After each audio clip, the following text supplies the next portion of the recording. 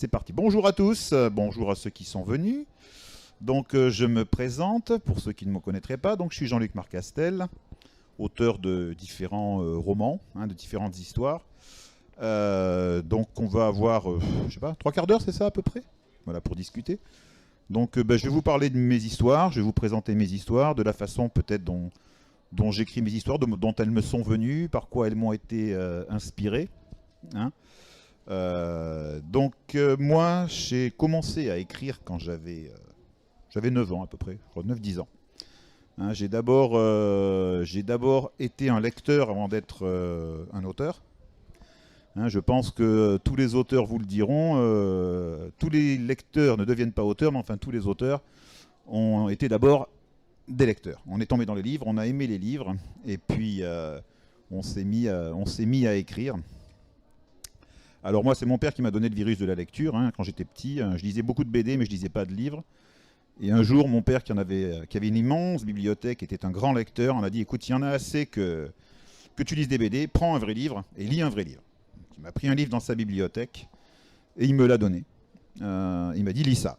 Alors c'était un livre de science-fiction, ceci expliquant peut-être cela.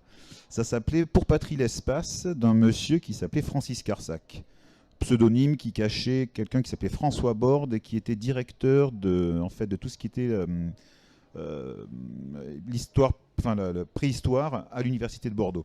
Donc c'est eux qui ont commencé à mettre en avant tout ce qui était Taillac, enfin les Hésites Taillac, enfin voilà, tout ce site-là. Et donc ce monsieur, à ses temps perdus, qui était donc préhistorien, il écrivait des histoires de science-fiction. Bref, je me suis mis à lire ce livre. Un livre sans images, et puis en plus à l'époque, je ne sais pas si vous avez vu, mais enfin les livres de science-fiction, à l'époque, les couvertures, elles n'étaient pas aussi attractives que maintenant. Il fallait vraiment des fois faire un effort d'imagination un petit peu. Donc je regardais la couverture, ça ne me disait trop rien. Je me suis mis à lire le livre, et au début du livre, le héros était perdu dans son vaisseau, saboté dans l'espace, en perdition, et dans le premier chapitre, indirectement. Et puis soudain, il est sauvé par une gigantesque nef, il va être recueilli par un peuple qui vit dans les étoiles, enfin, etc. etc. Bon. J'ai trouvé ça génial, j'ai lu tout le livre en entier, et donc je me suis mis à dévorer la bibliothèque de mon père, littéralement. Enfin, le côté science-fiction imaginaire, parce qu'elle était beaucoup plus grande que ça, il y avait beaucoup plus de choses. Et par contre, très vite, alors que mon père, lui, a lu toute sa vie, mais jamais il ne lui est venu à l'idée d'écrire des romans, il s'est jamais dit qu'il en était capable, peut-être, ou peut-être qu'on ne lui a jamais dit. Moi, j'ai eu très vite envie d'écrire mes propres histoires. Des histoires où je me mettais en scène avec mes amis, avec mes cousins, ma famille, enfin, les gens que j'aimais bien. Et il nous arrivait des aventures extraordinaires. J'allais dans l'espace, je combattais des robots, je sauvais des princesses de Mars ou d'ailleurs. Enfin bon, c'était extraordinaire. Et donc, c'est très vite devenu, pour moi, très addictif. Ce besoin d'écrire, puisque je me suis rendu compte que les gens avaient l'air de bien aimer ce que je faisais. Une des premières, ça a été une de mes tantes, qui a mon âge, j'ai une famille un peu compliquée, qui est un peu comme ma grande sœur. Un jour, en allant chez elle, le matin, elle me dit, tiens, j'ai fait un rêve étrange. Et elle me raconte une histoire dans laquelle il y avait une espèce de temple qui sortait de mon jardin, des robots qui en sortaient, enfin bon, c'était n'importe quoi, c'était totalement fou. Mais la semaine, je me suis dit, tiens, mais ça serait marrant, je pourrais peut-être en faire quelque chose. Et j'ai pris son rêve, je l'ai mis un peu en forme et j'en ai fait une petite histoire. Et le week-end d'après, quand je suis revenu, je lui ai lu, comme ça, cette histoire que j'avais racontée. Elle me dit, mais c'est vachement bien, tu voudrais pas en écrire une autre? Alors je me suis dit, tiens, oui, pourquoi pas. Donc le week-end d'après, la semaine suivante, j'ai écrit une autre histoire, cette fois que j'ai totalement imaginée. Et je me suis mis à lui raconter cette histoire, et ainsi de suite. J'en ai écrit comme ça plusieurs. Et après, je faisais la même chose pour mes cousins, etc. On se réunissait à peu près tous les 6 mois. Dans ma famille, on est assez nombreux. Et donc, j'écrivais comme ça des petites histoires sur des cahiers où je nous mettais en scène. Il nous arrivait plein d'aventures. Puis comme c'était pas pour être publié à l'époque, je m'en fichais. Si je voyais un film qui me plaisait, j'en sais rien, moi, La Guerre des Étoiles, ou s'il y avait Luke Skywalker, je l'invitais dans mon histoire, il n'y a pas de problème. Voilà, il nous arrivait des aventures avec. Et donc ça leur plaisait beaucoup, je leur lisais en épisode quand on se réunissait, et donc mes petits cahiers sont devenus des gros cahiers, et puis j'ai continué après quand j'étais on va dire au lycée, et là je faisais la même chose avec mes amis, J'avais 2 heures d'études dans mon lycée, et il y avait 1 heure d'études où on avait un devoir imposé, et l'autre heure où En fait, on était surtout censé pas faire de bruit. Et pendant cette heure-là, moi, j'écrivais des histoires où je mettais mes copains qui étaient dans la salle d'études aussi en scène et je leur passais les histoires comme ça en épisode. Les feuilles circulaient dans toute la salle d'études, comme ça, c'était assez drôle.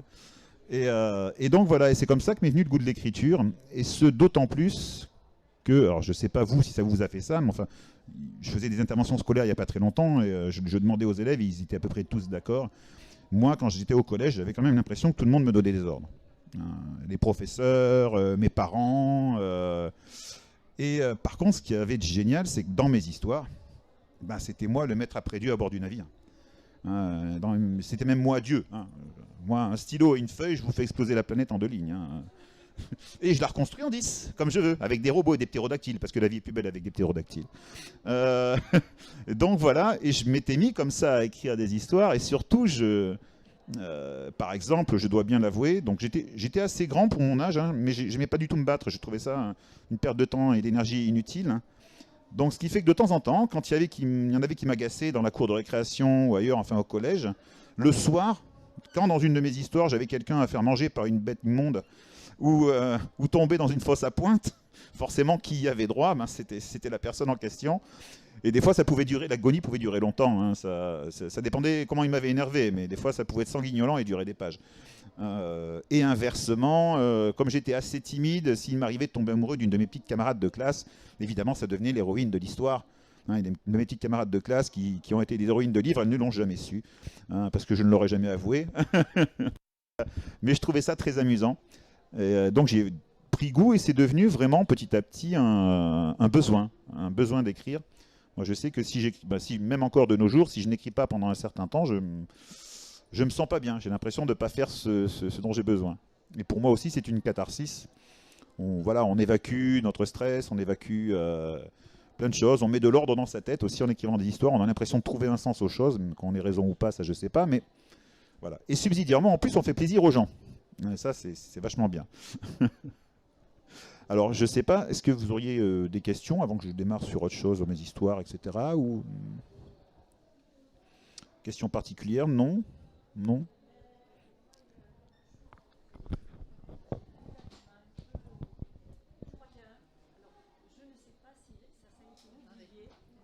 Dites-moi. Je ne sais pas si ça a été... Ça marche ça, truc? Faut l'allumer peut-être. Ici. Je ne sais pas si c'est un oubli ou si c'est pour faire rêver, mais alors, il y a... Alors, quels sont les mécanismes de la création littéraire entre emprunt et influence des œuvres ultérieures? Oui, tout à fait. Des Je vais y œuvres- venir. C'est pas sur des œuvres ultérieures, non. C'est C'est des œuvres ultérieures. Oui. Parce que sinon, moi, j'aurais mis sur des œuvres Sur des œuvres ultérieures, d'accord. Non, là c'est par exemple, comme il y a certains de mes livres, alors bon, parce que j'ai amené un panel un petit peu de mes romans. Bon, ça je le mets de côté, ça c'est pour plus tard. Ça rejoint un peu ce que je disais avant. Ça c'est comme je dis, ça par exemple, c'est un peu un club des 5 avec des monstres. Ça c'est typiquement les livres que j'écrivais justement moi quand j'étais au collège. Là, c'est-à-dire que j'écrivais des histoires où, voilà, avec mes copains, on affrontait des monstres. Ben voilà, maintenant j'y reviens de temps en temps pour me faire plaisir. J'écris des livres comme ça où une bande de copains affronte des monstres dans une petite ville, voilà, imaginaire du centre de la France, un peu le Castle Rock de Stephen King. Ben moi, c'est un petit peu pareil, sauf que ça s'appelle Pulpillac. Alors Pulpillac, c'est un clin d'œil en fait à la littérature pulp américaine. Les pulps, c'était des revues sur mauvais papier. Qui était imprimé dans les années 40-50 avant-guerre, sur du papier pulpe, c'était de la pulpe de papier, et c'était souvent des romans, alors soit d'aventure, soit fantastiques, qui étaient considérés à cette époque-là comme de la sous-littérature, un petit peu, mais dans lequel, par contre, ont commencé un certain nombre de grands auteurs fantastiques américains, par exemple, entre autres, j'en parlerai tout à l'heure, mais comme Lovecraft, comme Robert Howard, le papa de Conan, King, oui aussi, tout à fait. Il y en a plein comme ça qui ont commencé en publiant des nouvelles, des petites nouvelles, plus petites ou grosses, ou des mini-romans, dans ces revues qu'on appelait les pulps à l'époque. Et donc j'ai voulu rendre hommage, donc Pulpillac, c'est pour ça, en fait, parce que tout le monde sait que les villages du sud-ouest de la France finissent tous par Hac, donc voilà, ça donnait Pulpillac. Et donc voilà, c'est une bande de copains, comme un club des 5, qui affrontent des monstres souvent Alors, un des grands méchants de l'histoire, c'est San Monto, donc c'est la multinationale San Monto, qui, par exemple, une fois, crée des granules pour faire pondre les poules 2 fois par jour, hein, ce qui va donner des choses terribles, parce que ça va éveiller chez ces pauvres créatures des gènes anciens, et comme tout le monde le sait, les poules étant les descendants des dinosaures, voilà, ça va faire des choses affreuses, et elles vont pondre des petits poulets bizarres. Il va à tout prix falloir arrêter ça avant que ça se répande partout dans le monde.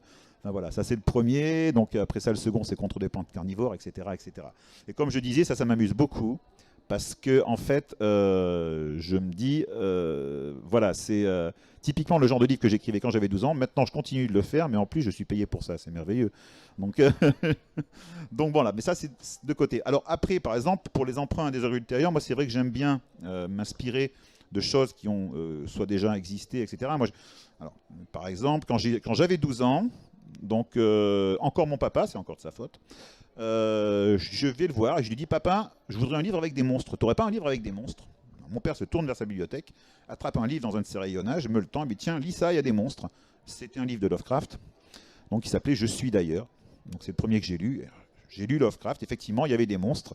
Ça m'a créé quelques belles soirées de frayeur, hein, mais j'ai adoré ça, hein, comme on adore se faire peur quand on est gosse, même des fois plus tard. Et donc je suis tombé dans Lovecraft, j'ai lu tout Lovecraft, et comme souvent les jeunes auteurs, quand on tombe voilà, comme ça en adoration devant un auteur, on écrit à la manière d'eux, donc j'écrivais du Lovecraft, voilà, je baignais totalement dedans. Et donc après, j'ai lu d'autres auteurs, hein, donc je m'en suis petit à petit détaché. J'ai commencé à mélanger avec d'autres styles, hein, ça s'est dilué, on va dire, mais il en reste toujours des petits morceaux comme ça.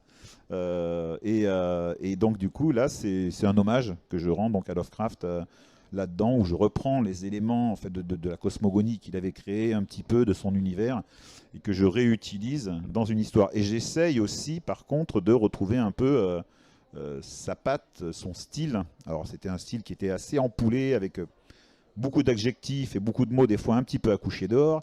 Alors ça, j'essaye de le garder, mais en allégeant. Il faut que ce soit quand même lisible pour nos lecteurs de maintenant, et surtout que là, ça s'adresse à un lectorat, enfin, adulte aussi, mais à partir de 12 ans. Donc il faut réussir à trouver le bon équilibre, voilà, que ça garde la saveur des récits de Lovecraft, aussi bien dans le contenu que dans la forme. Et ça, c'est le plus compliqué, en fait, là-dedans. Et il y a aussi des morceaux de Jules Verne dedans, puisque je fais intervenir dans cette histoire l'arrière-petite-fille du capitaine Nemo, donc Cornaline Nemo, qui va trimballer, amener mes héros aux 4 coins du monde dans son sous-marin extraordinaire, le Nautilus 5, puisque les 4 premiers ont été détruits dans une guerre secrète qui se livre contre des créatures effroyables, on va dire. Donc là, il y a des emprunts à Lovecraft, il y a des emprunts donc à Jules Verne, des univers que je mêle, qui moi m'ont plu quand j'étais jeune, et que je veux réutiliser et remettre un petit peu à l'honneur. J'avais déjà fait la même chose sur une série qui n'est plus disponible malheureusement pour l'instant, qui s'appelait Le Simulacre, pour lequel j'avais gagné le Grand Prix de l'Imaginaire il y a quelques années, où là je remettais en scène le personnage de D'Artagnan, voilà, pour de nouvelles aventures en le réutilisant.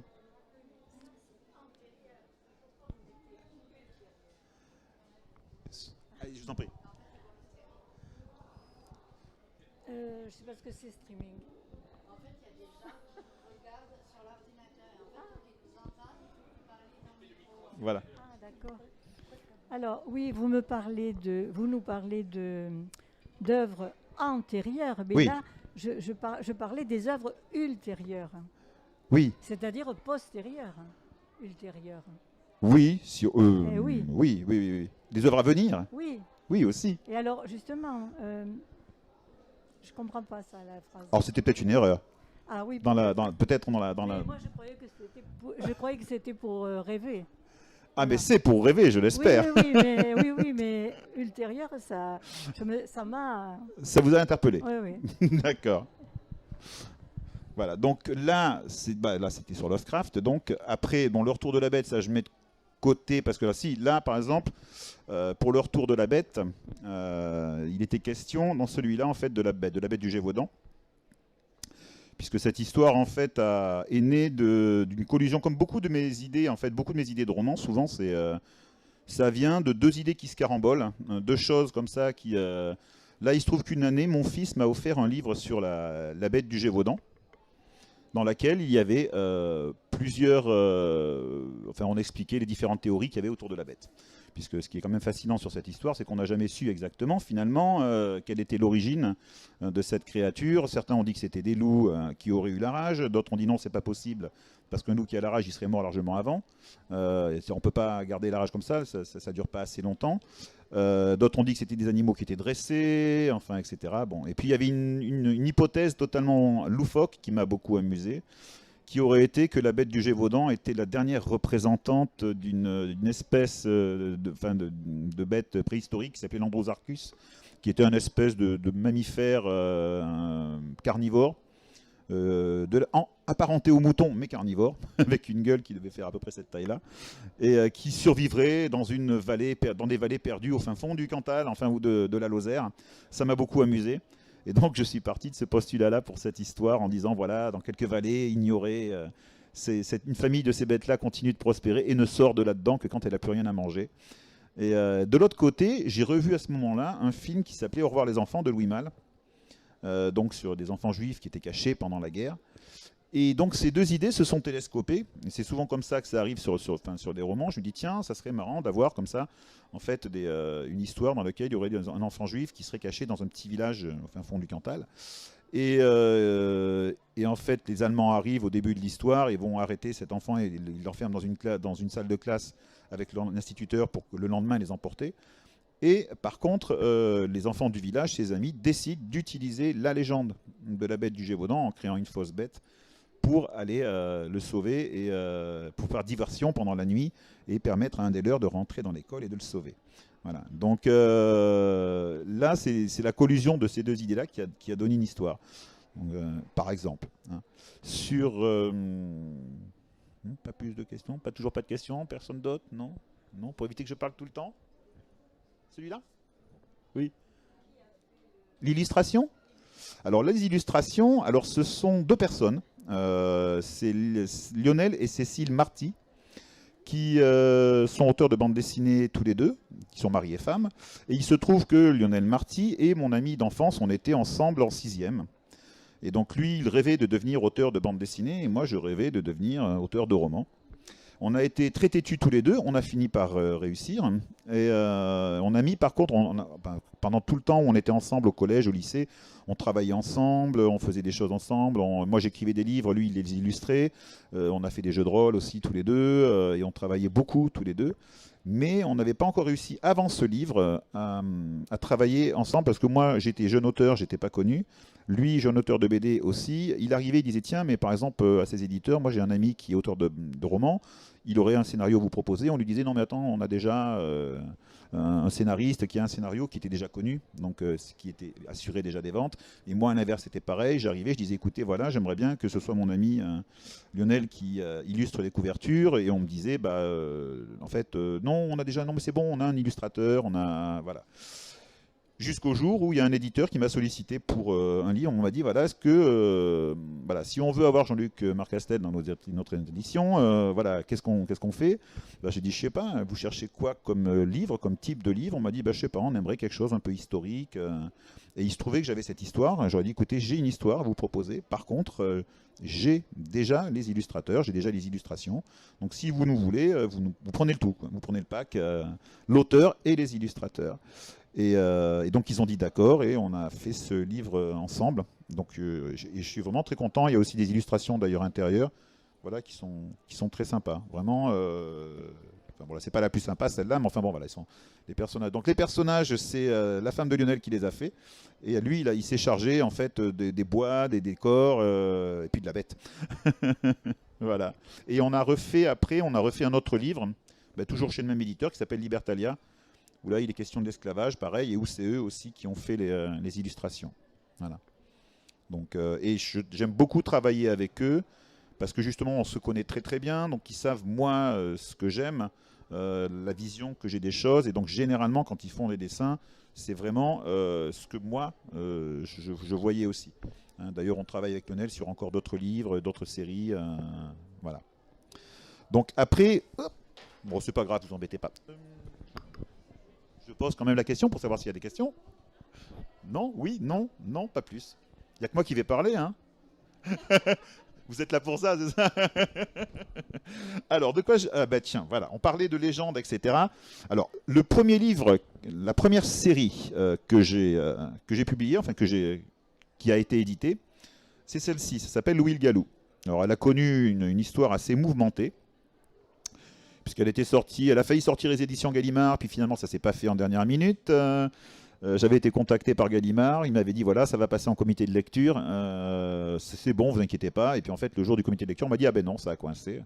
Il y a une personne qui a beaucoup aimé qui n'était pas là, et une personne qui a coincé, donc ça n'est pas sorti chez Gallimard. Donc il est sorti chez un petit éditeur, il a bien marché, et puis cet éditeur a arrêté son activité. Je me suis retrouvé le bec dans l'eau. Au bout de 4 livres, le 5e n'était pas sorti encore. Donc les lecteurs m'écrivaient pour ne pas me permettre d'insulter, mais enfin, vous pouvez pas nous laisser comme ça, il nous faut la suite, enfin bon, bref. Voilà. Et donc l'idée de ce livre, dont je parle de s'inspirer justement des différentes sources d'inspiration, l'idée de ce livre m'est venue de deux choses. D'abord, le personnage, puisque le personnage, le héros de ce livre, est un jeune garçon dans un Moyen-Âge imaginaire, on va dire, qui se découvre un jour la malédiction d'être galou, donc loup-garou, et à qui on va dire, écoute, voilà, tu as un grand pouvoir, tu ne pourras pas t'en débarrasser. Hein, ce n'est pas une malédiction comme tu le penses, mais c'est un pouvoir qui te vient de ton père, donc ton vrai père que tu ne connais pas. Ça veut dire que tu vas devoir apprendre à vivre avec cette bête intérieure, tu ne pourras pas t'en débarrasser, tu vas devoir apprendre à la dompter, à la domestiquer, en faire un instrument de bien plutôt que de mal. Ce n'est ni bon ni mauvais, c'est ce que tu en feras. Et peut-être, si tu y parviens, pourras-tu l'utiliser pour sauver le royaume de l'usurpateur qui s'emparait du trône. Mais pour cela, tu devras fuir et te cacher, car il sait que tu existes, et donc maintenant que tu t'es révélé, il va envoyer ses barons à ta poursuite.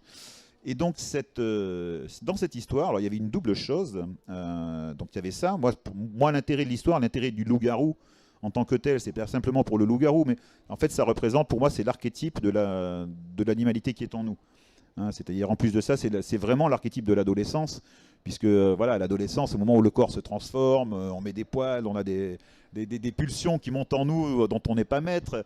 Et donc tout ça, ben voilà, c'est le loup, quoi, quelque part. On va devoir apprendre, à dompter toute cette énergie dont on déborde, et d'en faire quelque chose de constructif plutôt que de destructeur. Hein, c'est tout le travail de notre héros. Comme je dis, moi, ça a été dans les arts, ça a été dans les livres, dans le dessin. Il y en a d'autres, ça sera dans le sport. Voilà, et apprendre aussi à s'accepter soi-même, à accepter son corps pour pouvoir s'ouvrir aux autres. Hein, donc pour moi, le personnage du Galou, c'est cet intérêt-là. Hein, toute cette histoire, un peu, c'est tout ça, c'est une quête sur soi-même. Et il y avait aussi une double chose, c'est que moi je suis un grand amateur de fantasy, j'étais un grand amateur de Tolkien, par exemple, et par contre j'en avais marre de voir des elfes, des nains, dans plein de livres, dans plein de films. Je me disais, mais non, ce qu'il faut prendre de Tolkien, c'est pas tout ça, c'est pas les elfes, c'est pas les nains, parce que nous, par exemple, ce n'est pas du tout notre imaginaire. Enfin, quelque part, c'est l'imaginaire nordique et anglo-saxon, hein, surtout nordique d'ailleurs. Nous, on a plein de légendes dans le sud de la France, il y a plein de légendes extraordinaires. Et ce qu'il faut prendre de Tolkien, c'est sa démarche, c'est de dire on va aller chercher notre folklore, on va prendre toutes ces légendes et on va les utiliser pour créer quelque chose de nouveau. Et donc moi c'est ce que j'ai voulu faire. Donc j'ai été chercher les légendes qu'il y avait dans le sud-ouest, partout, un petit peu vers chez nous, dont entre autres, moi je suis du Cantal, donc je suis pas très loin du Gévaudan, une partie du Cantal est dans le Gévaudan, donc bien sûr le loup-garou, voilà c'est évident, mais il y a aussi d'autres légendes, la légende du drac, enfin plein que j'ai réutilisé dans cette histoire. Et surtout j'ai vraiment essayé de retrouver dans cette histoire le ton des conteurs un petit peu au coin du feu, et donc une espèce d'oralité écrite, de langue un peu comme ça, qui fait que quand on lit le livre, on a l'impression d'être assis au coin du feu et qu'on est en train de vous le raconter à haute voix. Et c'est ce qu'ont énormément apprécié justement les lecteurs, ce qui ressort à chaque fois quand il y a des gens qui parlent du livre, voilà, qui leur a beaucoup plu. Donc il y avait et donc ça c'était très intéressant, de rechercher comme ça toutes ces légendes, d'aller les gratter un petit peu dans notre folklore. Et aussi, je me suis par contre beaucoup inspiré là pour le style, hein, par contre du style de Claude Seignol, qui était un auteur justement de fantastique, qui écrivait des nouvelles fantastiques, qui s'inspirait des légendes et qui lui vraiment pareil avait réussi à retrouver ce ton des conteurs à la veillée. Et donc j'ai été en relire, essayer de retrouver comme ça ces sonorités. J'ai mis volontairement dans le livre quelques mots d'occitan et de vieux français et d'occitan ancien, mais c'est pareil, quand on fait ce genre de choses, il faut être très vigilant. Parce qu'il ne faut pas... alors, par exemple, je me suis acheté un dictionnaire de français médiéval. Et alors, il y a plein de mots dessus, quand on regarde, on dit « Oh là, ça c'est génial, oh, ça c'est génial, oh, ça c'est trop marrant ». Mais le problème, c'est que si on en met trop, ça devient voilà, totalement indigeste. C'est-à-dire que c'est comme la cuisine, il faut, quand on met des épices, vous savez, ou quand on met des piments, il faut en mettre un peu pour relever la sauce, mais si on tombe le pot dedans, ça devient immangeable. Mais là, c'est pareil, il faut que le lecteur puisse comprendre ad mimo ce qu'il est en train de dire, qu'il n'ait pas besoin à chaque fois de retourner à un lexique, etc. Autrement, il va le faire une fois, il va le faire deux fois, et puis la troisième fois, il va arrêter parce que ça va l'agacer, quoi. Donc voilà, donc il fallait que j'utilise tout ça, que je dose tout ça dans cette histoire. Je pense que j'ai réussi, je suis assez content. Visiblement, les lecteurs ont l'air de trouver ça pas trop mal. Donc voilà, ça c'est pour Louis Gallou, voilà. Donc un petit peu mes sources d'inspiration et ce que j'y ai fait. On a encore un petit peu de temps, combien? Un quart d'heure, d'accord. Bon, après ça, de quoi je peux vous parler? Ben, on va être sur autre chose. Ouais, vas-y. J'avais une question par rapport à Louis Gallou. Je Oui. suppose aussi qu'il y a une inspiration moyenâgeuse Oui. avec Alors, moyenâgeuse. ça se passe. Alors, le Gallou, ça se passe dans une France médiévale dans laquelle il y a eu un cataclysme. C'est-à-dire que dans mon histoire, en l'an 999, quelque chose qu'ils ont appelé eux, le point de Satan est tombé du ciel et a brisé la France en deux parties en ouvrant une grande brèche d'où va monter une lueur bleutée et mauvaise qui va changer les hommes et les bêtes qui s'en approchent d'horribles manières. Donc ces créatures, ils vont les appeler des malbestes, avec leur parler de l'époque, et elles vont se répandre partout autour de la brèche et semer la terreur, et comme en plus un malheur ne vient jamais seul, à cause de ce grand coup porté à la terre, des millions de tonnes de rochers et de cendres vont être projetés dans le ciel, donc il fera sombre et froid pendant 100 ans. Voilà. Au bout de 100 ans, les nuées vont s'écarter, la lumière va revenir, et donc les hommes vont chasser ces créatures et se réapproprier ce monde. Et entre autres, moi, mon histoire donc, se déroule dans la partie sud de la France, en bas de cette grande brèche, qui va devenir le royaume d'Occitania, dont Tolosa va être la capitale d'ailleurs. Tout ça pourquoi? C'est parce que je voulais vraiment évacuer tout ce qui était légende nordique, celtique. Donc je me suis dit voilà, et il fallait que je trouve, parce que j'ai un côté, même si je fais des choses un peu fantastiques, j'ai quand même un côté scientifique, on va dire à la base, enfin rigoureux. Je me dis il faut qu'il y ait une explication à toutes ces créatures bizarres. Et en fait l'explication c'est la brèche. Alors après ça on imagine ce qu'on veut. Certains pourront dire ah, c'est peut-être une météorite, il y a peut-être de la radioactivité, on ne sait pas, hein, puisque ces créatures sont difformes, etc. Donc une explication à ces créatures bizarres, voilà. Donc c'est pour ça, et du coup en Francie du Nord on ne sait pas trop bien ce qui s'est passé. Voilà. Et par contre, moi je suis de formation historienne, j'ai fait des études d'histoire, et par contre j'ai veillé dans le livre à ce que vraiment les choses soient logiques et en rapport avec la vie qu'il y avait vraiment au Moyen-Âge. Hein, c'est-à-dire qu'on n'est pas dans des grands châteaux comme dans certains films de fantasy ou livres de fantasy, vous avez des châteaux avec des grandes fenêtres et des demoiselles avec des robes vaporeuses. Non, au Moyen-Âge, on n'était pas habillés comme ça. Les fenêtres, elles étaient petites parce qu'on essayait de garder la chaleur. Il faisait sombre dans les châteaux au Moyen-Âge et il faisait froid. Dès qu'on s'éloignait de la cheminée, c'était la température extérieure. Hein, donc voilà. Mes héros dans le livre vivent comme on vivait à cette époque-là. J'ai essayé d'être assez exact à ce niveau-là. Donc garder une véracité au niveau de l'histoire. Voilà. Après, alors dans un tout autre style, par exemple, j'ai écrit, là, c'était il y a 2 ans, j'ai écrit cette série qui s'appelle Yoko. Et là, par contre, alors c'est vraiment à l'inverse, ça c'est ce qu'on appelle plutôt de la prospective. C'est-à-dire c'est pas de la science-fiction, ou quasiment pas, enfin ça se passe dans 100 ans en France. J'essaye d'imaginer à quoi pourrait ressembler la France dans 100 ans si on continue sur la trajectoire dans laquelle on est. Donc on nous parle de réchauffement climatique et d'augmentation du niveau des océans. Bon, dans mon livre, j'avais mis 3 mètres d'augmentation du niveau des eaux, en me disant, voilà, je suis quand même un peu gonflé là sur 3 mètres. Et bien en fait, visiblement, les dernières prévisions, ils disent 10 mètres. Donc finalement, j'étais, enfin les pires, hein. Mais enfin 10 mètres, ça commence à faire quand même pas mal. Donc voilà, et ce que je dis, c'est que dans tout ce qu'il y a dans ce livre, donc c'est même pas de la science-fiction, parce que tout ce qu'il y a dans ce livre existe ou est sur le point d'exister. C'est-à-dire que par exemple les drones de surveillance, comme on voit sur la couverture, ben, il y en a déjà. Hein. La seule chose qui empêche on va dire, de les utiliser pour surveiller les gens pour l'instant c'est la loi, mais enfin bon, une loi ça n'est qu'une loi, ça peut changer. Hein. Voilà. On sait que ça d'ailleurs a déjà été fait, ça a déjà été utilisé je crois, hein, pour surveiller un petit peu.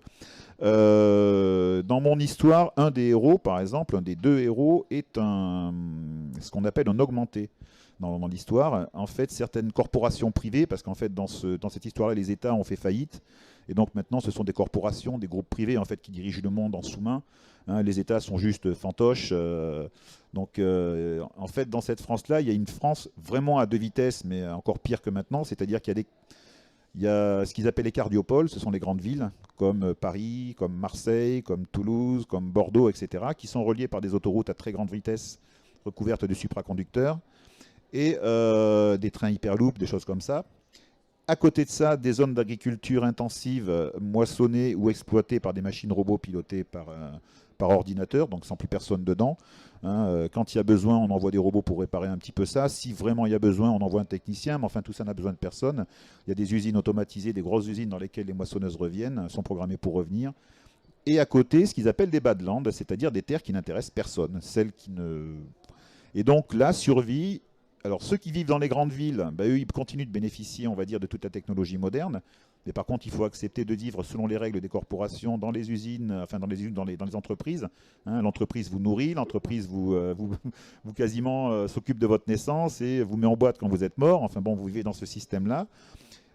Paris, par exemple, est carrément dans ce monde-là, enfin dans cette France-là, presque entourée de murailles entre Paris et la banlieue pour pas que les habitants des banlieues défavorisées ne viennent troubler un petit peu le Paris voilà, touristique, etc. Les travailleurs qui veulent venir, en fait, les travailleurs viennent devant les portes. On appelle si on a besoin de temps, par exemple de telle personne aujourd'hui. On les fait rentrer, on leur met un marqueur qui dure la journée. Et le soir, donc s'ils restent après les heures de travail dans la ville, après on les éjecte. Voilà, hein, parce qu'il y a un truc dessus qui reconnaît. Et donc, ces corporations privées emploient ce qu'ils appellent, donc il y en a certaines qui ont créé donc par croisement génétique, des humains augmentés avec des gènes, entre autres, de prédateurs, comme de tigres, etc., pour qu'ils aient des réflexes accrus, des yeux qui voient dans l'obscurité. Donc, ils ont une capacité, voilà, des capacités physiques surhumaines quasiment, et ça sert de troupe de choc quand vraiment on a besoin, si on doit intervenir à tel endroit, à tel endroit. Et bien entendu, leur génome, comme c'est un génome privé, il est breveté. Donc, et on ne veut surtout pas que, par exemple, des types comme ça se baladent dans la nature hors de contrôle. Donc ces types-là sont créés stériles pour ne pas avoir de descendance. Mais parfois, ça ne marche pas.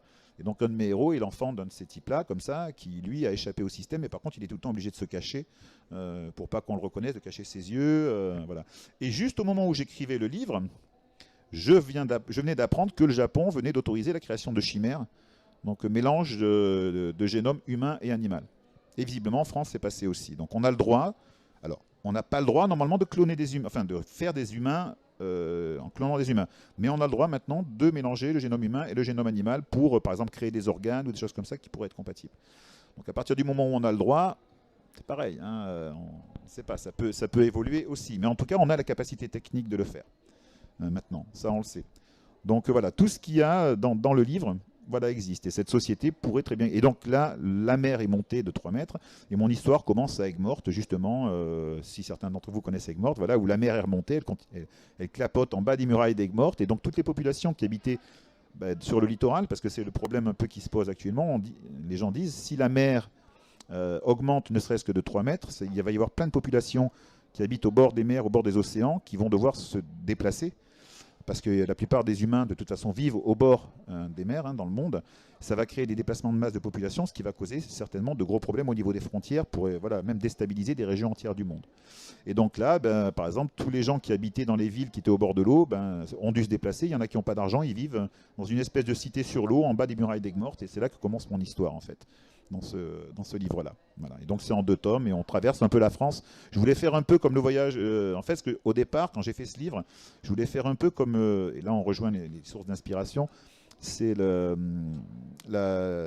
voyage de 2 enfants, enfin un vélo, comment ça s'appelle, par 2 enfants.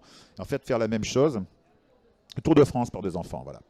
Je voulais faire la même chose, mes 2 héros vont partir justement d'Aigues-Mortes en vélo et vont traverser toute la France comme ça jusqu'à Paris, dans cette France différente dans 100 ans, voilà. Donc, voilà. Et le dernier, il doit rester 5 minutes, c'est ça? Je suis trop fort. 3 minutes? Allez, 3 minutes. 6 minutes. Alors, le dernier dont je peux vous parler, parce que là, on parle donc source historique, d'inspiration, où je me suis inspiré de l'histoire ou des légendes. Un autre où là, par contre, je me projette dans le futur et j'essaye de savoir, mais là, c'est par contre, toutes les sources, j'ai été regarder sur des revues scientifiques. J'ai même demandé à un de mes oncles, qui est un grand scientifique et qui était directeur de faculté, de vérifier. À la fin, j'ai fait un petit dossier didactique sur celui-là, sur les différentes techniques dont il est question, pour que je ne dise pas de bêtises. Je lui ai dit, écoute, tu veux pas vérifier, voir que je n'ai pas raconté de... Il me dit, non, non, c'est bon. Des fois, j'ai dit des choses pas comme il faut, je les avais mal formulées, il me les a corrigées. Et donc là, Terre, c'est autre chose. Bon, là, ça se passe dans un futur beaucoup plus éloigné, dans un monde post-apocalyptique, mais voilà, en l'an plus de 4000 à peu près, hein, où il y a eu un cataclysme sur Terre. La civilisation, après avoir quasiment conquis les étoiles, les humains se sont battus et anéantis, et surtout, il y a une espèce de peste. Enfin, c'est pas vraiment une peste, ce sont des nanorobots, en fait, qu'on a créés et qui sont devenus conscients et qui sont devenus une espèce de peste qui assimile en fait les êtres vivants qu'elle arrive à prendre, voilà, sa forme de vie. Donc elle est en train de détruire et d'essayer d'assimiler les humains, toutes les créatures vivantes. Donc ils vont être confrontés à ce problème-là, et dans laquelle des civilisations néo-féodales, par exemple, se sont bâties, qui utilisent parfois des technologies très avancées mais sans vraiment les comprendre. Hein, par exemple, c'est un roman qui est assez épique. Donc, par exemple, il y a des clans qui se sont sur le territoire de l'ancienne Auvergne. Il y a des clans qui se sont faits, dans lesquels, par exemple, les champions des clans utilisent des armures de combat de 6 mètres de haut, hein, cybernétiques, mais ils savent les utiliser, en plus avec lesquels ils ont un lien neuronal. Ils savent les utiliser, mais si elles tombent en panne, voilà, ils ne peuvent pas les réparer, en fait, et ainsi de suite, et plein de techniques, alors que d'autres sont en train de redécouvrir la vapeur. Enfin, il y a différents niveaux de technologie. Et là, par contre, j'avais envie, ça faisait très longtemps, moi je suis un grand amateur de science-fiction, et en particulier, je suis un grand amateur de Dune, du livre, hein, que j'ai lu quand j'étais jeune. Et je pense que chez tout auteur de science-fiction, à un moment donné, on a la tentation comme ça de créer son univers, de créer un univers entier. Peut-être on est un peu mégalomane, hein, et donc là, ça a été mon Dune à moi. J'ai écrit à peu près, avant d'écrire les romans, hein, les 3 romans qui composent cette série, j'ai écrit à peu près 500 pages sur l'univers de ce monde-là. J'ai tout décrit. J'ai décrit la faune, la flore, les sociétés, l'historique du monde pendant les 1000 ans qui ont précédé, comment les humains, par exemple, se sont réfugiés sous terre, dans des cités souterraines, comment ils ont survécu là-dedans, les sociétés que ça a pu engendrer. J'ai essayé de réfléchir à tout ça, créer un monde, puis alors créer toute une faune, pareil, qui s'est développée pendant ce temps-là sur cette terre que les humains avaient abandonnée, qu'ils vont retrouver après. Et ça m'a pris un temps monstre, un temps fou. C'était tellement gros qu'à un moment donné, j'étais presque désespéré. J'ai un peu tout arrêté parce que je me suis dit, je ne vais plus y arriver. Donc j'avais écrit 2 tomes de cette histoire, les 2 qui ont été publiés il y a presque une vingtaine d'années maintenant. Et j'avais abandonné, j'avais laissé tomber. En plus, je ne pensais pas forcément trouver d'éditeur. Je me disais que l'univers était un peu trop particulier. Et puis finalement, 20 ans plus tard, quasiment, j'ai trouvé un éditeur. Donc j'ai repris mes 2 livres, je les ai recorrigés, je les ai mis en forme. Et ça devait être une trilogie. Et j'ai écrit le 3e que je viens de finir là en début d'année et qui devrait sortir dans les temps qui viennent. Mais par contre, j'avais toujours ce background, enfin tout ce background sur l'univers entier de 500 pages. Je me disais, mais on n'en fera jamais rien, c'est dommage. Le lecteur ne verra dans le livre que peut-être même pas 10% de tout ce monde-là que j'ai créé. Et par contre, pour moi, c'était important. Je sais qu'en tant que lecteur, quand je lis des livres d'un auteur, j'ai envie de me dire ou d'avoir l'impression que l'auteur, si on l'interroge sur l'univers qu'il a créé, il est capable de tout vous expliquer. Ah oui, ça, c'est ça. Et là, on a vraiment l'impression qu'il y a quelque chose derrière, que c'est pas simplement un décor de cinéma, vous savez, où derrière, il n'y a rien, quoi. Tiens, c'est beau, mais voilà, en fait, c'est juste comme ça. Là, non, si on me demande telle espèce, comment elle évolue, je suis capable de dire telle société, comment ça s'est fait. Oui, ça s'est fait comme ça, comme ci, comme ça. Voilà. Et du coup, par contre, mon éditeur me dit un jour, ben écoute, tiens, puisque tu as fait 500 pages là, comme ça, tu voudrais pas qu'on en fasse un jeu de rôle? Je dis, bah si. Et donc voilà, on est parti, on est en train de faire un jeu de rôle dessus, où je vais enfin pouvoir utiliser tout ce que j'ai écrit. Voilà, donc je suis assez content. Conclusion. Bon, bah écoutez, j'espère que j'ai pas été trop lassant. Vas-y.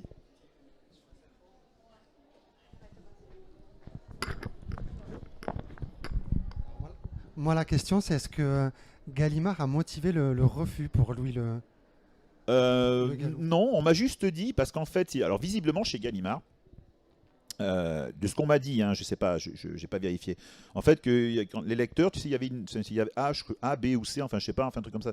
Que si il y en a, bon, soit c'était bon, tu vois, directement, il disait, soit c'était bien, mais il fallait retravailler, soit ça passait pas. Et là, en fait, on m'avait dit, bah écoutez, oui, ça nous a plu, ça va monter en comité de lecture. Donc c'était monté en comité de lecture. Et là, par contre, bah, jusqu'au dernier jour, la personne qui me suivait me disait mais non mais ça va être bon et tout ça. Enfin, il était persuadé que ça serait bon et il m'a dit écoutez ce jour-là, je crois qu'il faut qu'il y ait vraiment qu'ils soient tous d'accord. Au comité de lecture, il y a une personne qui a bloqué et il dit il y a une autre personne qui avait beaucoup aimé mais ce jour-là qui n'était pas là. Donc ça s'est joué à pas grand-chose. Après on m'a pas dit non, ils m'ont pas dit donc c'était pas le refus, c'était pas la qualité du manuscrit qui a été c'est juste que voilà. En fait si j'ai bien compris, enfin et puis même moi chez les autres éditeurs, si tu veux il y a tu peux très bien avoir fait un roman qui soit bien et qui plaise même au lecteur. Mais après, ça peut très bien ne pas rentrer. Tu vois, à ce moment-là, ils ont peut-être publié autre chose dans le même genre, ou c'est pas ce qu'ils cherchent à ce moment-là, et ça peut bloquer pour ça. Donc, en tout cas, c'était pas structurel, c'était pas le roman lui-même, quoi, visiblement. On a envie de savoir pourquoi. Ah, toujours, mais je sais que par contre, après, on m'avait donné les fiches de lecture, et ça, j'étais très content, parce que c'est rare et d'habitude, je sais pas s'ils le font. Hein, c'est rare que des éditeurs nous justifient le refus de notre manuscrit. Moi, je sais que quand j'étais jeune auteur, c'est quelque chose qui me frustrait énormément. C'est qu'on nous refusait des manuscrits, on nous disait jamais pourquoi. Donc on dit mais mince, je pourrais jamais m'améliorer, quoi. Je pourrais jamais savoir qu'est-ce qu'il faut faire. Voilà.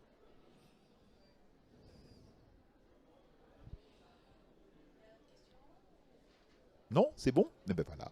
Ben écoutez, je vous remercie pour votre écoute. Merci.